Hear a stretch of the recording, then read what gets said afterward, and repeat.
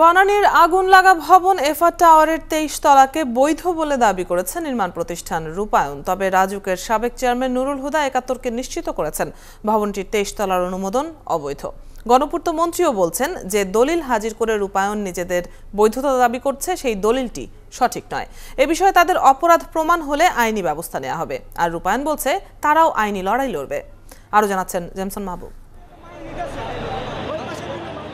23 তলা ভবন বনানীর FR tower.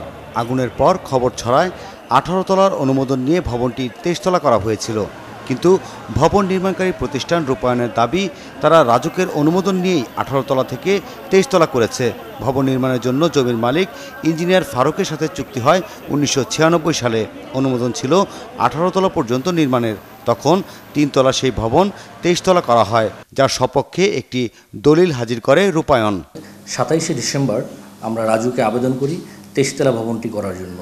তো রাজু আমাদের আবেদন যাচাই বাছাই করে 2005 সালের 15ই ফেব্রুয়ারি তাদের 44তম বিল্ডিং কনস্ট্রাকশন কমিটির সভায় তারা আমাদেরকে অনুমোদন দেয়। তবে রাজুকের সাবেক চেয়ারম্যান নুরুল হুদা বলেন, সব দিক যাচাই করে 18 তলার অনুমোদন দেওয়া হয়েছে, 23 তলা অনুমোদনের কোনো সুযোগ নেই। স্ট্রাকচার ডিজাইন করা হয় সেটা সয়েল টেস্টের উপরে ভিত্তি করে ডিজাইনটা করা হয়। ওটা যদি 18 তলা দিয়ে থাকে তার মানে স্ট্রাকচার ডিজাইনটা 18 তলারই করছে, এটা তো 23 তলার জন্য ইয়ে করে নাই।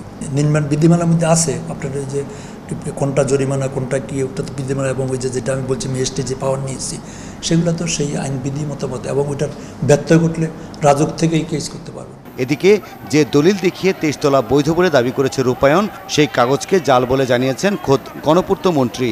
সেই সাথে এর বিরুদ্ধে ব্যবস্থা নেওয়ার হুঁশিয়ারি দিয়েছেন তিনি।